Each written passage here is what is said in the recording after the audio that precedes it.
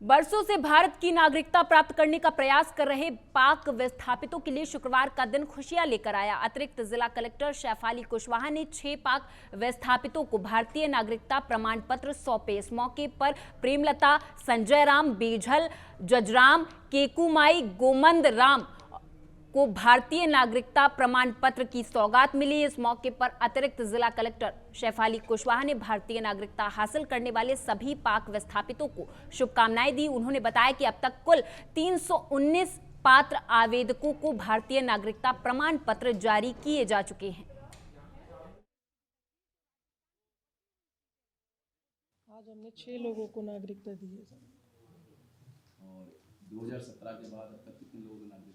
2017 से आज दिनांक तक हम कुल 319 लोगों को भारतीय नागरिकता का सर्टिफिकेट जारी कर चुके हैं। इसके लिए क्या आवश्यक दस्तावेज वगैरह उपलब्ध कराए हैं? क्या दस्तावेज सूचीबद्ध हैं जो जिला कार्यालय से प्राप्त करके और इनके द्वारा यहाँ जमा कराए जाते हैं। इसके पश्चात इनके उन दस्तावेजों की विभिन्न स्तरों पे उच्च स्तरीय स्तरों से जांच कराई जाती है।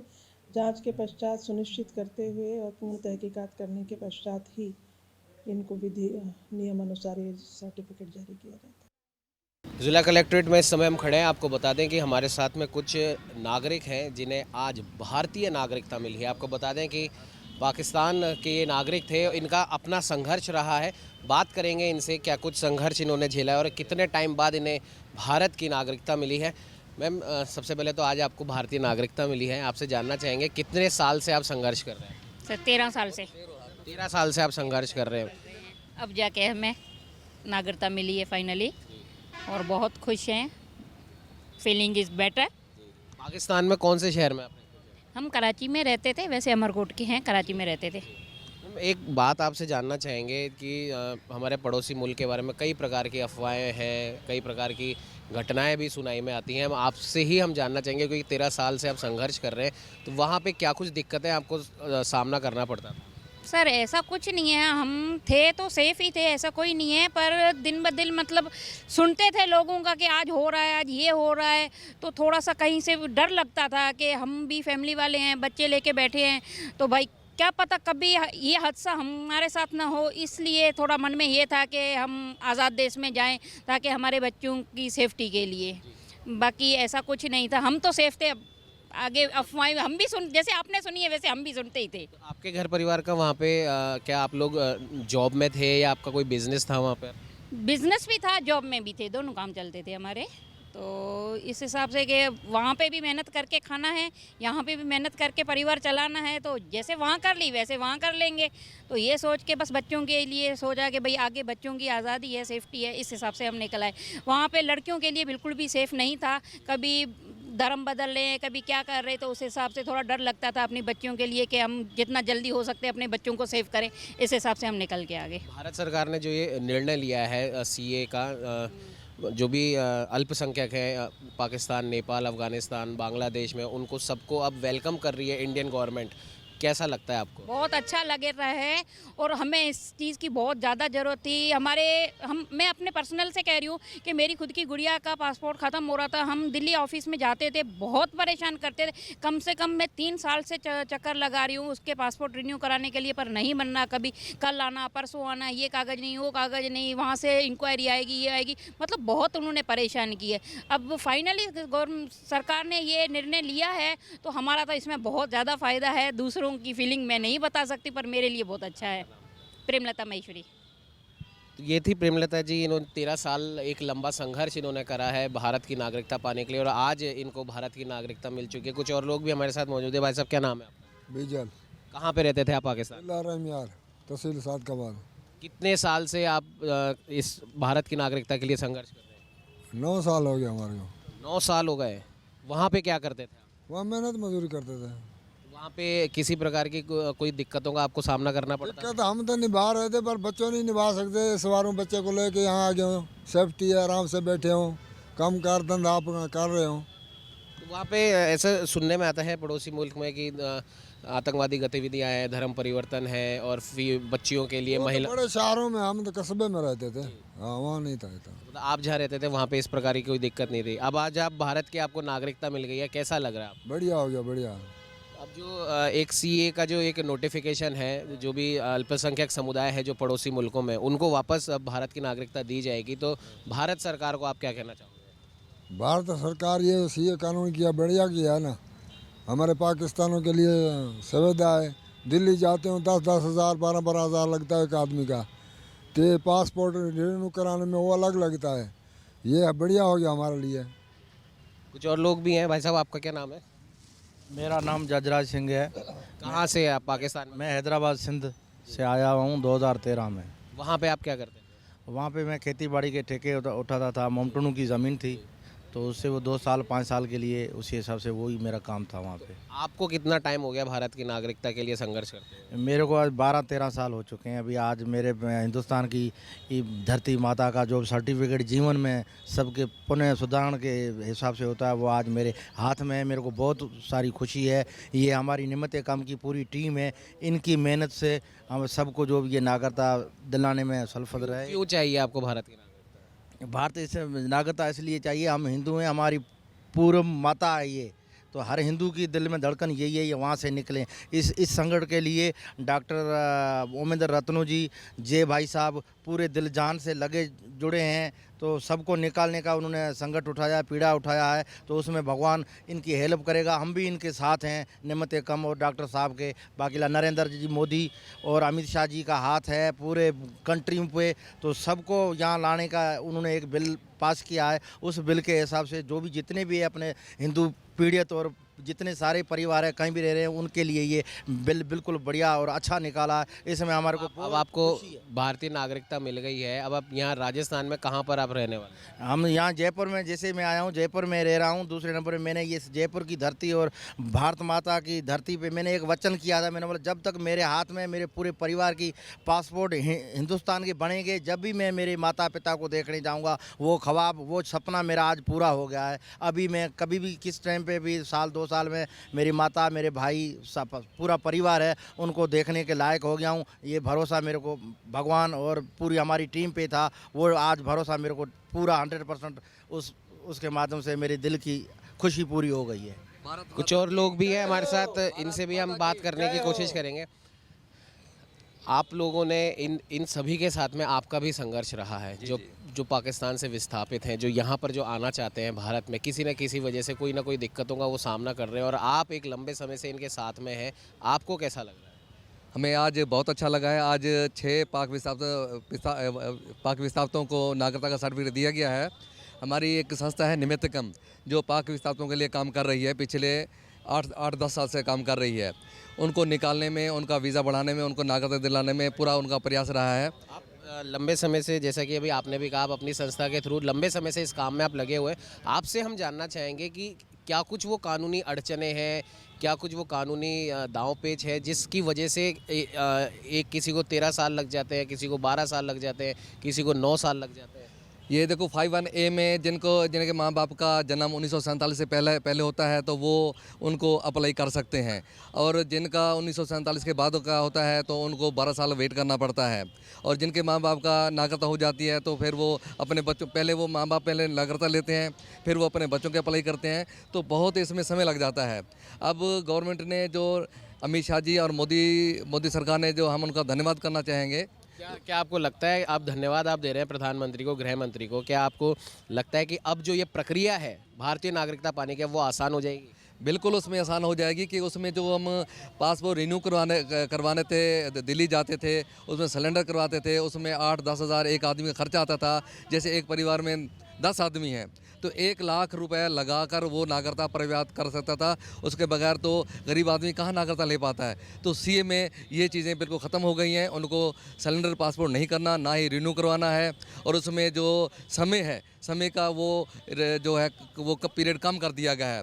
उसमें सब एक छोटी सी चीज़ और आपसे हम जानना चाहेंगे, क्योंकि आप कह रहे हैं कि आप लंबे समय से इस प्रकार के जितने भी लोग हैं जो भारत आना चाहते हैं, उनको आप भारत लाने में प्रयासरत हैं, तो क्या ऐसे किसी भी व्यक्ति से, महिला से, पुरुष से आप संपर्क में आए जिनके साथ किसी भी प्रकार का कोई अत्याचार वहाँ पर हुआ हो? देखो यहाँ पे अब हमारे को 12 साल हो गए। अब हर रोज़ टीवी पे देखते हैं कि उनको बच्चियों को उठाया गया, उनके साथ ये ज़बरदस्ती की गई, उनको कन्वर्ट किया जा रहा है। तो बहुत दुखी परिवार वहाँ पर बैठे हैं, सब आने के लिए तैयार बैठे हैं। लेकिन गवर्नमेंट ने नियम कुछ ऐसे बना रखे हैं कि 1 महीने में केवल 2000 वीज़ा देती है, लेकिन हज़ारों की संख्या में लोग तैयार बैठे हैं। तो इसलिए लोग बहुत कम आ रहे हैं। हम गवर्नमेंट से ऐसे किसी परिवार को आपने भारत की नागरिकता दिलवाई जिनके घर में बच्चियों के साथ में इस प्रकार के कोई अत्याचार हुआ हो, धर्म परिवर्तन हुआ हो? अभी एक परिवार आया था, लेकिन अभी उनकी नागरिकता, क्योंकि अभी जस्ट अभी एक परिवार आया है, वो उमरकोट में रहने वाला था, तो उनको हमने यहाँ पे मंगवाया है, लेकिन अभी उनकी नागरिकता नहीं हुई, क्योंकि अभी उनको 6-7 महीने हुए हैं, क्योंकि उनको नागरिकता लेने में अभी उनको समय लगेगा उनको। आपका नाम? गोवर्धन दास मेघवाल, निमित्त संस्था, जयपुर।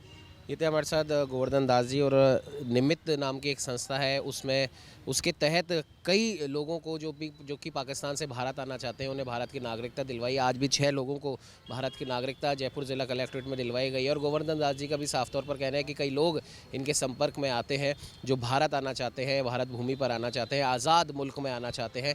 और CAA लागू होने से पहले जो कानूनी जो प्रक्रिया थी उसमें कई ऐसी चीज़ें थी जिस वजह से किसी को 13 साल, किसी को 12 साल, किसी को 9 साल लग गए भारत की नागरिकता हासिल करने में। लेकिन अब ये तमाम लोग और गोवर्धन दास जी और ये जो लोग आज हमारे साथ आप देख रहे हैं जिनको आज भारत की नागरिकता मिली है, इन्होंने प्रधानमंत्री नरेंद्र मोदी, गृह मंत्री अमित शाह और भारत सरकार का विशेष तौर पर धन्यवाद किया है कि अब इस बिल के आ जाने से जो कानूनी प्रक्रिया है नागरिकता हासिल करने की वो आसान हो जाएगी और अब इतने साल इनको नहीं लगेंगे। जहाँ तक बात अत्याचार की जो वहाँ पर हो रहा है, तो ये लोग भारत आने के पीछे इनका एक सबसे बड़ा मकसद ही यही है कि आज़ाद मुल्क में आने के बाद में इनके घर वाले सुखी रहेंगे, इनके घर की बच्चियां सुखी रहेंगी, सेफ़ रहेंगी। सबसे बड़ी बात यह है और शायद यही एक बहुत बड़ी वजह है कि पड़ोसी मुल्कों से भारत की नागरिकता पाने के लिए लंबे समय से लोग प्रयासरत हैं। कई लोगों को सफलता मिली है, कईयों को नहीं मिली है, लेकिन जिनको नहीं मिली है उनको अब ऐसा आस है, ऐसा विश्वास है कि CAA आने से अब उनको भी भारत की नागरिकता जल्द ही हासिल होगी। सहयोगी कैमरामैन अजय के साथ उमंग माथुर, नवतेज टीवी, जयपुर। इधर टोंक में बीजेपी युवा संवाद कार्यक्रम का आयोजन किया गया। इस कार्यक्रम में डिप्टी CM प्रेमचंद बैरवा ने शिरकत की। जिलाध्यक्ष अजीत सिंह मेहता के नेतृत्व में फूल मालाओं के साथ उनका जोरदार स्वागत किया गया। डिप्टी CM ने कहा कि पार्टी ने 400 पार का फॉर्मूला तैयार कर लिया है। उन्होंने कहा कि भारत मोदी जी के नेतृत्व में विकास की नई ऊंचाइयों को छू रहा। राजस्थान में डबल इंजन की सरकार प्रदेश का विकास करने के लिए प्रतिबद्ध है। युवा संवाद कार्यक्रम पे आकर युवाओं से हमने संवाद किया और युवाओं की जो प्रतिभा है जिसको हम पहचानने की या कोशिश की है, निश्चित रूप से आज के युवाओं में राष्ट्र हित में और माननीय हमारे नरेंद्र मोदी जी के प्रति जिस तरह से 10 साल में इन लोगों ने जो देखा है, 10 साल में माननीय नरेंद्र मोदी जी ने इस विश्व में देश का मान और सम्मान बढ़ाया और जो अनुकरणीय कार्य किए हैं जिनके हम सोच नहीं सकते वो कार्य करके दिखाए हैं मोदी जी ने। रावतभाटा में परमाणु ऊर्जा केंद्रीय विद्यालय में बाल वाटिका के विद्यार्थियों ने हर्षोल्लास के साथ बाल वाटिका दिवस मनाया। कार्यक्रम में NPCIL RR साइट के क्वालिटी एश्योरेंस के विभाग के मुख्य अभियंता PK गुप्ता उपस्थित रहे और विशिष्ट अतिथि के रूप में सुमन गुप्ता उपस्थित रहीं। बाल वाटिका के विद्यार्थियों ने सभी अतिथियों का जोरदार स्वागत किया।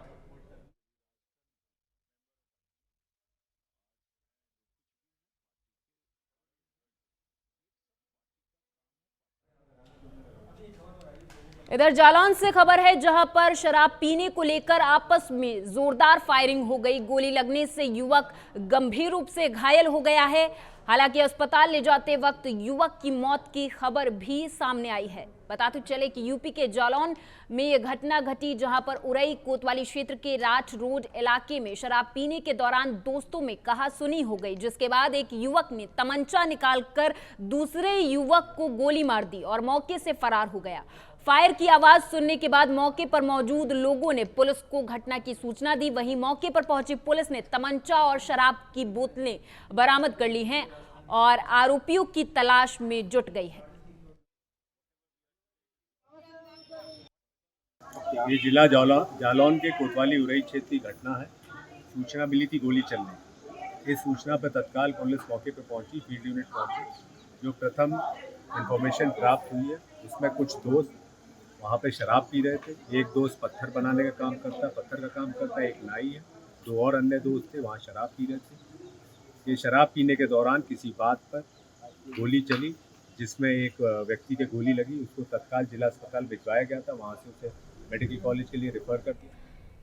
2 अक्टूबर 1994 को उत्तराखंड अलग राज्य बनाने की मांग को लेकर सैकड़ों आंदोलनकारी महिला और पुरुष दिल्ली की ओर कूच कर रहे थे। इस दौरान उन्हें मुजफ्फरनगर जनपद के रामपुर तिराहे पर पुलिस के द्वारा रोक लिया गया था, जिसमें आंदोलनकारियों और पुलिस के बीच बड़ा संघर्ष भी हुआ था, जिसमें कई आंदोलनकारियों ने अपनी जान भी गंवाई और कई लोग जख्मी भी हुए थे। इसी घटना से जुड़े मामले में एडीजी कोर्ट ने 30 साल बाद आज पीएसी के 2 कांस्टेबल मिलन सिंह और वीरेंद्र प्रताप को दोषी करार दिया है। वहीं अब इस मामले में 18 मार्च को इन दोनों आरोपियों को न्यायालय के द्वारा सजा सुनाई जाएगी।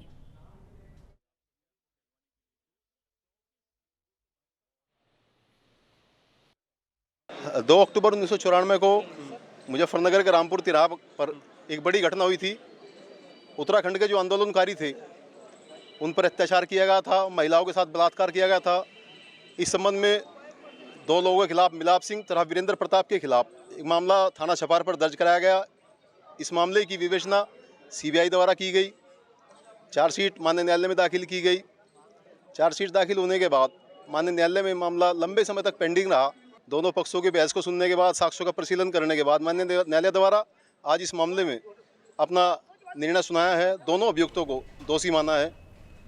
अगली खबर झालावाड़ से है, जहां गंगाधर थाना क्षेत्र के तलावली गांव में बीते दिनों चाकू मारकर युवक की हत्या मामले में पुलिस ने आरोपी को गिरफ्तार कर लिया है। पुलिस ने हत्यारोपी पर 10,000 रुपए का इनाम भी घोषित किया था। वहीं अब इस पूरे मामले में हत्या की प्रारंभिक वजह अवैध संबंध बताई जा रही है। फिलहाल पुलिस हत्या के कारणों को लेकर गहन पूछताछ कर रही है, जिसमें कि आरोपी के द्वारा परिवादी को चाकू से वार किया गया था। दौरान इलाज परिवादी की मृत्यु हो गई थी। उस पर धारा 302 के अंदर प्रकरण पंजीबद्ध किया गया और एक विशेष टीम का गठन किया गया। उस टीम की अथक प्रयासों से 48 घंटे के अंदर ही आरोपी मोहनलाल को गिरफ्तार कर लिया गया है। घटना का प्रारंभिक अनुसंधान में जो मोटिव निकल के आया है वो ये है कि आरोपी को यह शक था कि जो मृतक है उसकी पत्नी के साथ अवैध संबंध है। उसी शक के कारण उसने इस वारदात को अंजाम दिया। अभी आरोपी पुलिस की रिमांड पर है और घटनाक्रम के संबंध में और जो चाकू उस घटनाक्रम में यूज हुआ था उस संदर्भ में अभी उससे अनुसंधान जारी है।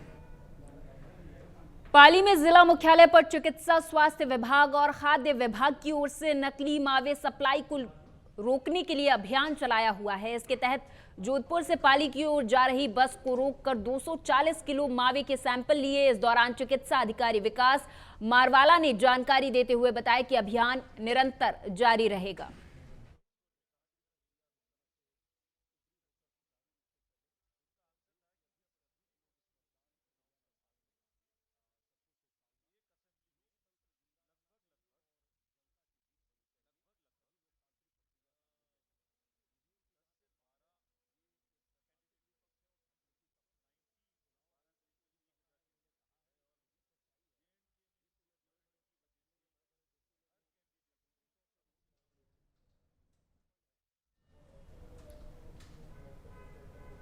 खबर रेनवाल से है, जहां थाना पुलिस ने खेजड़ी की लकड़ी से भरी एक ट्रैक्टर ट्रॉली पकड़ी है। हालांकि ट्रैक्टर चालक मौके से फरार हो गया था। पुलिस ने ट्रैक्टर ट्रॉली जब्त कर वन विभाग के सुपुर्द कर दी है। जानकारी के मुताबिक क्षेत्र में प्रतिबंधित और हरे पेड़ों की कटाई और परिवहन धड़ल्ले से हो रहा है। अवैध रूप से हरे पेड़ों की कटाई और परिवहन पर रोक लगाने के लिए पुलिस नियमित रूप से कार्रवाई भी कर रही है।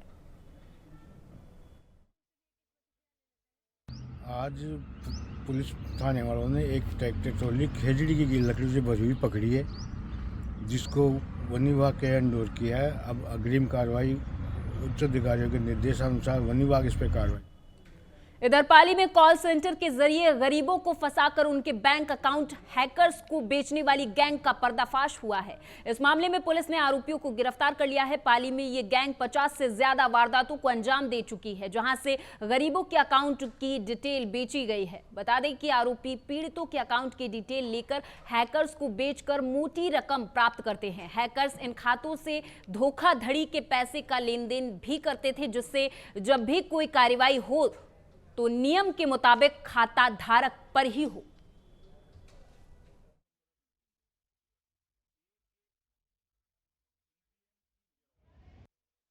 जो औद्योगिक थाना क्षेत्र के अंदर है, वहाँ पे कुछ लड़के हैं जो फर्जी कॉल सेंटर बना करके वहाँ से साइबर अपराध कर रहे हैं। इस सूचना के आधार पे हमारी साइबर थाने की टीम, साइबर सेल और औद्योगिक क्षेत्र की टीम ने वहाँ पे दबिश दी और दबिश दे करके वहाँ से 2 लड़के हैं उनको डिटेन किया। उनके कब्जे से भारी मात्रा में हिसाब किताब का सामान, कुछ मोबाइल मिले, कुछ फर्जी सिम हैं वो मिली हैं और उसके बाद में उनको पूछताछ की गई तो उन्होंने बताया है कि वो फर्जी तरीके से जो सीधे साधे लोग हैं उनको पैसों के लालच के अंदर उनका खाता खुलवाते हैं और उन जो खातों को है वो जो साइबर फ्रॉड करने वाले हैकर हैं उनको।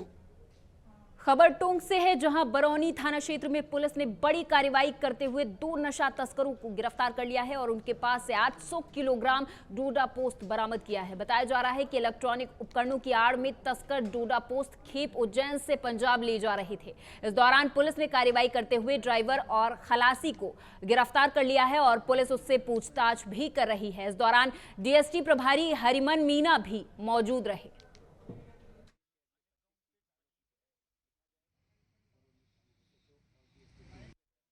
आज सुबह श्रीमान एसपी साहब टोंक, एडिशनल साहब टोंक और सीओ साहब टोंक के निर्देशानुसार मेजर और माइनर एक्ट की कार्रवाई के लिए मन थाना अधिकारी के नेतृत्व में टीम कार्रवाई के लिए गश्त पे थी। गश्त के दौरान हमें इतला मिली कि एक संदिग्ध वाहन आयशर ट्रक थाने की तरफ आ रहा है। जो संदिग्ध होने की सूचना पे थाने के सामने नाकाबंदी लगाई गई, जिसमें डीएसटी टीम भी शामिल थी हमारे साथ। और चूँकि हमें ये इतला मिली थी कि संदिग्ध है ट्रक, तो इसको रुकवा के चेक किया जाना ज़रूरी था। इसको वाहन को थाने के सामने दौरान नाकाबंदी जाब्ते की मदद से रुकवाया और रुकवाने के बाद में जब इसको चेक किया गया तो इसके अंदर आयशर ट्रक में 7 इलेक्ट्रॉनिक बड़े बड़े पैनल रखे हुए थे। उनके बीच में डोडा पोस्ट, अवैध रूप से डोडा पोस्ट, जो कि लोकसभा चुनाव में राम मंदिर का मुद्दा राजनीतिक पार्टियों के नेताओं की जुबान पर है। बीजेपी इसे आशीर्वाद मान रही तो विपक्षी पार्टियां राम के नाम का राजनीतिक इस्तेमाल करने का आरोप लगा रही है। ऐसे में अयोध्या राम मंदिर के मुख्य पुजारी सत्येंद्र दास महाराज का कहना है कि भगवान की कृपा सभी के ऊपर है, लेकिन देश का अगला प्रधानमंत्री जो है वो आगे रहेंगे, क्योंकि जनता के जो कार्य करते हैं जनता उन्हें ही चुनती है। वहीं लोकसभा चुनाव 2024 में भी बीजेपी की सरकार आएगी और प्रधानमंत्री नरेंद्र मोदी ही होंगे, ऐसा आचार्य सत्येंद्र दास ने अपने बयान में कहा है। प्रभु श्री राम अपने भव्य मंदिर में विराज चुके हैं, लेकिन उससे पहले का जो संघर्ष रहा न सिर्फ प्रभु श्री राम का बल्कि राम भक्तों का, वो आज जानेंगे। हमारे साथ में प्रभु श्री राम की पूजा अर्चना करने वाले, उनका ध्यान रखने वाले, उस बाल रूप का लालन पालन करने वाले आचार्य सत्येंद्र दास हमारे साथ मौजूद हैं। आचार्य जी, आपने प्रभु श्री राम के बाल रूप का 32 साल तक लालन पालन करा है और जो कष्ट प्रभु श्री राम ने झेले हैं वो आपने भी झेले। कैसी रही ये यात्रा? ये यात्रा बहुत ही कष्टदायी रही, क्योंकि प्रकृति का प्रकोप, वहाँ त्रिपाल को क्षमता नहीं रही उसको रोक सके, और कोर्ट का प्रतिबंध रहा कि कोई भी नया कार्य बिना कोर्ट के आदेश से नहीं कर सकते हैं। इसलिए जब वर्षा होती थी तो पानी का प्रभाव जहाँ बैठे हुए सिंहासन पर उनके ऊपर पड़ जाता था। कभी कभी त्रिपाल पड़ जाते थे तो उसकी भी मरम्मत कोर्ट के आदेश से होता था, या परिवर्तन करना होता था तब भी कोर्ट का आदेश होता था। तो इसलिए जो रिसीवर नियुक्त थे उनको भी ये समस्या बनी। जब हम मांग करते थे कोई भी चीज़ तो उसमें कोर्ट का हवाला देते थे। यद्यपि अधिकार पूरा कोर्ट ने दिया था रिसीवर को कि रख रखाव में किसी प्रकार के कोई कमी न हो, फिर भी वो नहीं कर पाते थे। तो इस तरह से 6 दिसंबर 92 के ढांचा गिरने के बाद रामलला जब तिरपाल में आ गए तो वहाँ की जो समस्या रही वो गर्मी, बरसात और ठंडी सभी का प्रभाव पड़ता था, लेकिन उसको किसी न किसी प्रकार से आत्मबल रख करके और उसकी पूजा अर्चना, भोग राग, विधि विधान से किया जाता था। महाराज जी, जब ढांचा गिरा तो उस समय हम कह सकते हैं कि राम के देश में राम को अपनी जगह पाने के लिए काफ़ी संघर्ष करना पड़ा और राम भक्तों पर गोलियां तक चलाई गई। लगभग 500 वर्ष के आसपास यह संघर्ष करना पड़ा। यह 28 जनवरी 1500 में 1500 में का ये घटना है जो मंदिर को तोड़ करके मस्जिद बनाई गई थी। इसलिए लगभग 500 वर्ष तक इसके संघर्ष करने पड़े और उसमें तमाम हमारे जो राम भक्त थे, कारसेवक थे, उनको भी बलिदान देना पड़ा। उसके पहले भी लाखों लोग बलिदान दे चुके थे भगवान राम के मंदिर को प्राप्त करने के लिए, उनकी जन्मभूमि को प्राप्त करने के लिए। लेकिन वो तो विदेशियों की तरह चाहे नवाबों के शासन थे या अंग्रेज के शासन थे, उस समय जो भी घटनाएं थी यही कहा गया कि विदेशी थे, उन्होंने ऐसा किया। लेकिन दुखद इस प्रकार से है कि जो हमारे देश के शासक भी और बैठे हुए कारसेवकों के ऊपर गोली चला करके और उनकी हत्या की गई, वो बहुत ही दुखद रहा और बहुत ही शर्मनाक रहा। जी महाराज जी, जब राम मंदिर बन गया उस समय निमंत्रण भेजा गया तो कांग्रेस आलाकमान ने इसे ठुकरा दिया और कई नेताओं ने इसे ठुकरा दिया और कहा ये तो एक चुनावी एजेंडा है। तब कैसा लगा आपको? देखिए, हमने पहले शुरू में कहा था, जब निमंत्रण देने की बात आई तो हमने कह दिया था कि यह मीडिया में आया होगा कि नहीं, किसी ऐसे व्यक्ति को निमंत्रण न दिया जाए जो राम के द्रोही हैं, जो राम को नकार रहे हैं कि राम का अस्तित्व नहीं है, राम काल्पनिक हैं। इस प्रकार के कहने वाले को निमंत्रण देना ही नहीं चाहिए। देना उनको चाहिए जो राम के भक्त हैं और जो आस्था रखते हैं, उनको देना चाहिए। लेकिन उसके बाद भी जो हमारे ट्रस्ट बना हुआ, ट्रस्टियों ने उनको भी निमंत्रण दिया जो विरोधी भी रहे, लेकिन बहुत लोग नहीं आए। जो ये कहते हैं कि उन्होंने निमंत्रण को ठुकरा दिया, मैं सब समझता हूँ भगवान राम ने ही उनको ठुकरा दिया। और इसीलिए जिस पर कृपा राम की होई उस पर कृपा करें सब कोई।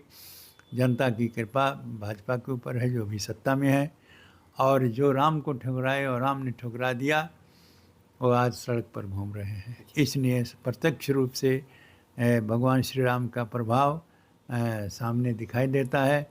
जो राम के मानते हैं, राम को पूजते हैं या राम में आस्था है, वह जैसा चाहते हैं उस प्रकार से उनको सत्ता मिल चुकी है और भविष्य में भी इसी प्रकार से मिलती रहेगी, यह भी मुझे विश्वास है। क्योंकि राम की कृपा जब होती है तो जनता की कृपा उन पर होती है।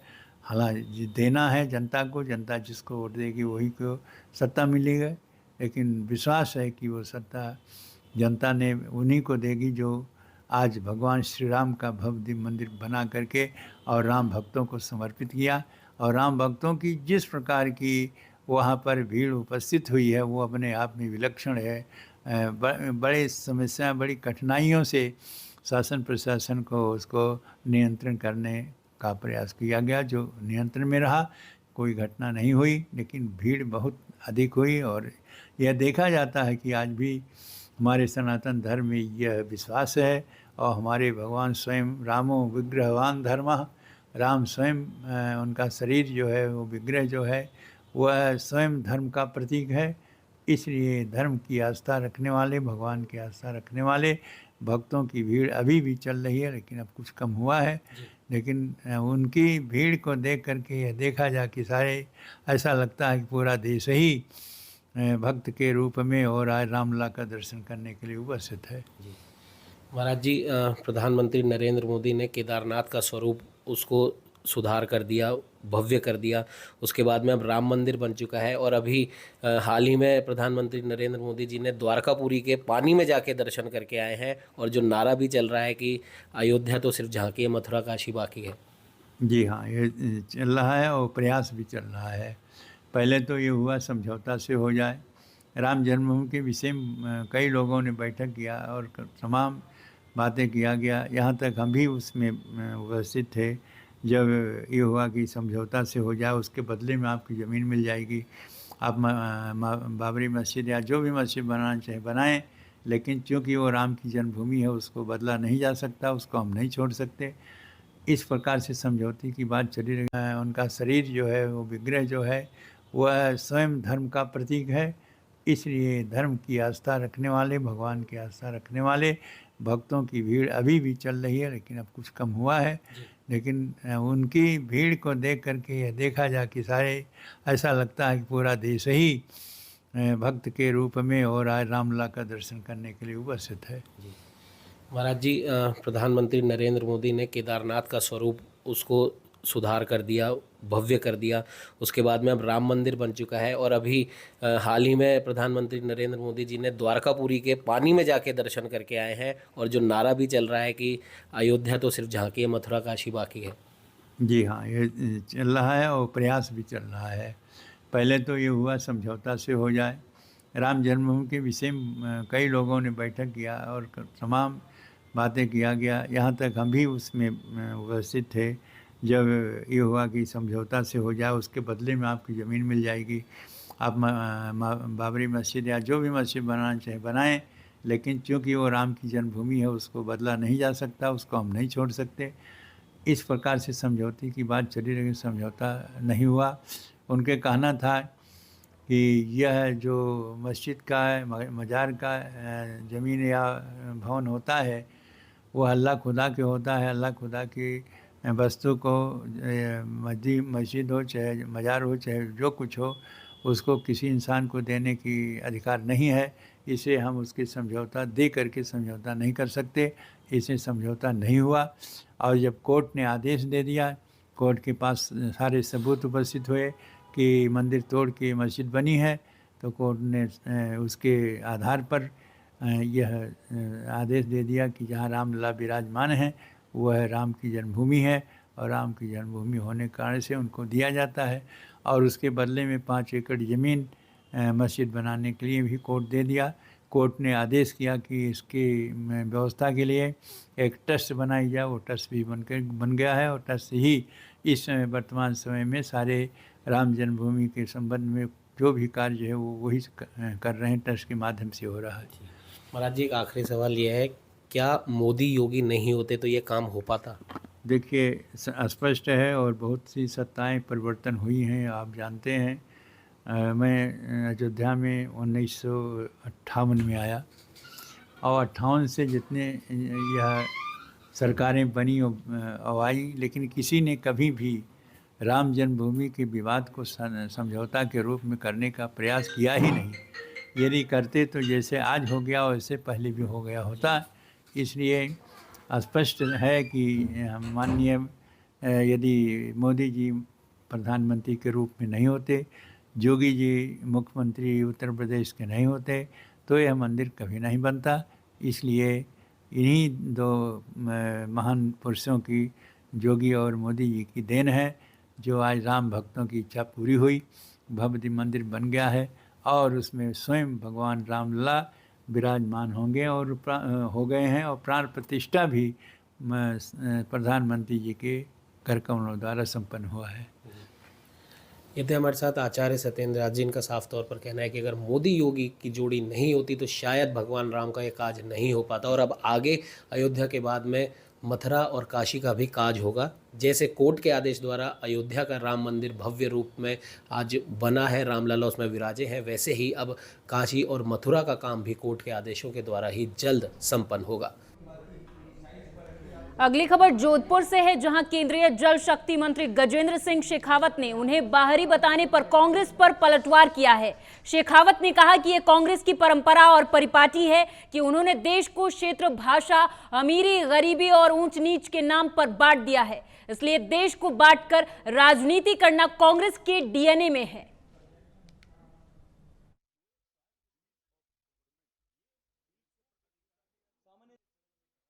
मुझे मिलना भी मुश्किल हुआ मैं कल दिन भर लोहावट क्षेत्र में प्रवास कर रहा था। एक समय था जब ये कहा जाता था कि राजस्थान में अगर सबसे बेहतर कहीं बिजली तंत्र है तो वो लोहावट में है, लेकिन अभी वहाँ के किसान भी त्राही कर रहे हैं कि वहाँ बिजली नहीं मिल पा रही, गुणवत्तापूर्ण बिजली नहीं मिलती, प्रॉपर वोल्टेज नहीं मिलते, मोटर्स जल जाती है। माननीय मुख्यमंत्री भजनलाल जी के नेतृत्व में राजस्थान में 3,325 मेगावाट की थर्मल परियोजनाएं और लगभग 28,500 मेगावाट की रिन्यूएबल एनर्जी की परियोजनाओं को स्वीकृति प्रदान की गई। इससे जहां एक तरफ राजस्थान में 2 लाख करोड़ रुपए का निवेश आगामी वर्षों में होगा, इधर सुमेरपुर के पीएम राजकीय उच्च माध्यमिक विद्यालय में कैबिनेट मंत्री जोराराम कुमावत ने हाथों से साइकिल वितरण का शुभारंभ किया।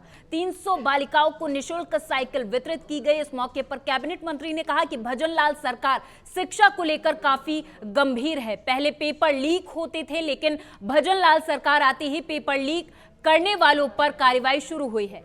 नोडल अधिकारी राजेंद्र सिंह रानावत ने बताया कि कक्षा 9 की छात्र छात्राओं को कुल 2,375 छात्र छात्राओं को निशुल्क साइकिल वितरित की जाएगी। इस मौके पर शिक्षा विभाग की अधिकारीगण, जनप्रतिनिधि और स्कूल के टीचर्स मौजूद रहे।